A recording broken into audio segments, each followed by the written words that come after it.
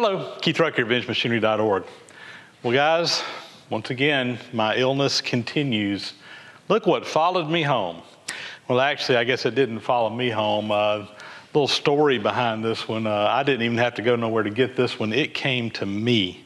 It found me. So this one went out and searched me and found me rather than the other way around. So here's the deal on this. What we got here is a big 21-inch Cincinnati Bickford, what is it called? A super service drill press, boring machine, whatever you want to call it. This thing basically takes a number 4 Morse taper. You can put it up in here. It has multiple speeds on the spindle, forward, reverse, and it also has feeds going down. You can either work off of a vise or clamp something to the table here, and it is a boring machine. It will flat out drill some holes.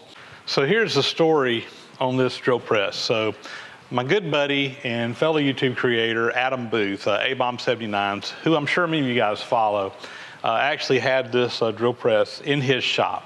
And the story behind it is that where he works at, they acquired some machinery from another plant that was close by to them. I think he said Armstrong. But anyway, they had this, they had another lathe, a couple machines, and his boss bought them for where he works at. And I think it was all a package deal. This drill press came in. They really didn't have a need for it where Adam works at. The boss gave it to Adam. Adam took it home, and it sat kind of under the lean-to beside his shop for some time. I actually was down at his shop probably about a year ago, and we looked at it and said, yeah, that'd be nice to have. I was actually still building my shop at the time. Adam said, look, dude, I want you to have it, so when you get ready for it, come and get it. Well, things rocked and rolled. It's now a year later. Adam is in the process of doing a shop expansion, and he needed this thing out. And he had another big drill press in there as well. He found someone to purchase the other one, a gentleman named Fred Newman, who lives up in upstate New York, I believe it is. Fred came down to pick up the other drill press. I was going to go over, pick this one up so he could have his buddy come over with a forklift, load us both up at one time. Turns out Fred was really cool, and he said, you know what, I'll just haul this one to Keith. So he loaded it up on his truck, and he brought both the drill presses by here. And this morning we unloaded this one and brought it into the shop. Didn't shoot any unloading video. I know you guys always want to see that, and it seems like I always get busy and just don't get a camera turned on. It really went pretty quick. I had my tractor here with a front end loader on it. We went up with the forks, picked it right up off the trailer, set it in the shop, put it on a pallet jack, and it's right here. I mean, it took less than 10 minutes, so really went by good. So let's do a little tour around this drill press and kind of let you guys see what it's all about. So again, this is a Cincinnati Bickford super service 21-inch drill press. The motor on it is a 3 horsepower, 3-phase motor. I have not gotten up or figured out how to hook everything up here. So I looked inside the control box here, and it looks like a bird's nest in there. I've got a wiring diagram. I actually got a manual for this that I found on my VintageMachinery.org website that someone was kind enough to have uploaded. It has a wiring diagram, but quite honestly, I can't make heads or tails out of the wiring diagram and what's in there. I'm probably going to have to get somebody to come over here and help me look at the electricals on this and try to figure out how to hook it up. It wasn't really obvious. You know, one thing I like to do whenever I move a machine is I'll usually cut the wires that go in here. You know, disconnect the power, of course, first, but cut the wires. But that way I know where the power feeds into this. Whoever pulled these apart, all the wires got stripped out, and all I've got is a bunch of terminals in there. I don't know which ones the power goes to, and it's not very obvious even with the wiring diagram. Anyway, I was really wanting to hook it up and see if it would run. Adam said he ran it, so I feel pretty sure about that. So anyway, you got a speed selector up here. Let me move you around where you can see that. But anyway, we have a speed selector right here, and it looks like you've got 3 ranges there and 3 ranges going side to side. And it goes from, so I'm trying to look at this. This says drill diameter and RPM 80-foot cutting speed.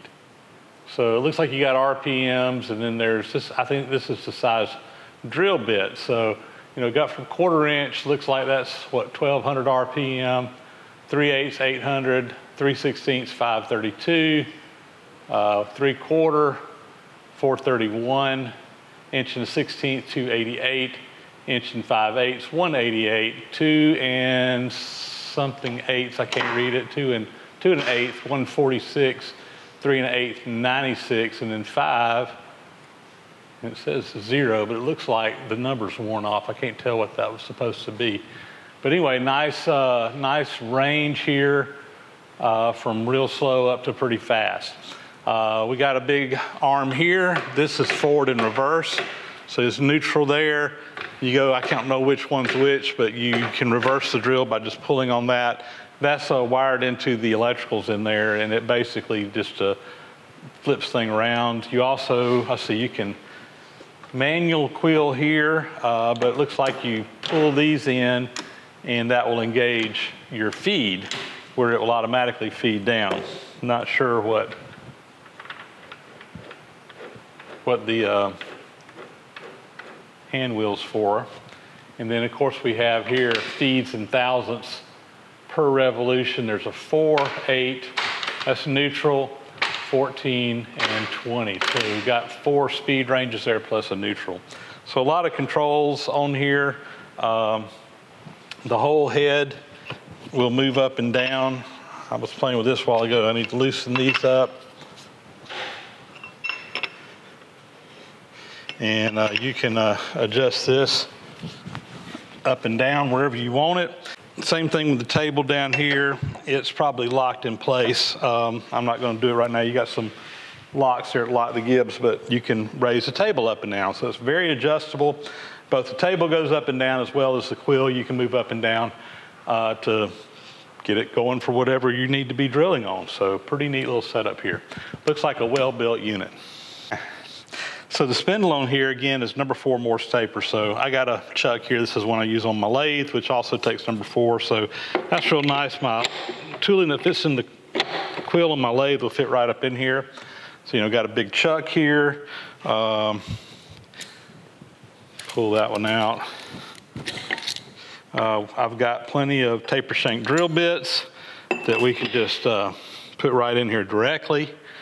So plenty of options here as far as being able to put tooling in here. I've got a whole range of chucks as well as direct taper shank bits, so lots of options there.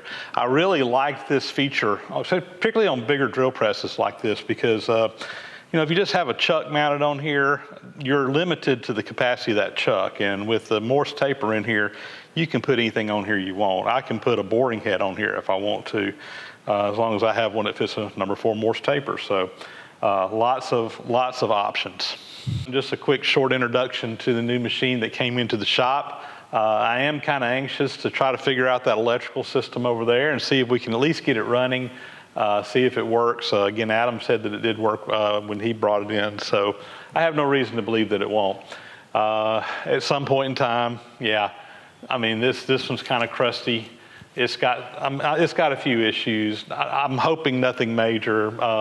One thing I notice up here is on the front, there's the sight glasses where you see the the oil drip through here, and both of these are busted out, so not good. It's a good place for oil and stuff to get in there. Those are easy enough to replace, but I can see we're gonna have to do that. Paint's just peeling off of it, so this one's gonna need to get stripped down and repainted. But with any luck, it's not going to take any major mechanical updates to it. There's no real precision ways on this thing that need to be re-scraped or anything like that. So it ought to be a fairly easy machine to get going, I hope. So with that, that'll be a wrap. As always, thank you guys for watching all my videos. If you haven't already, please subscribe, leave me a thumbs up, and share it on social media so other folks can find out about VintageMachinery.org. We'll talk to you guys later on.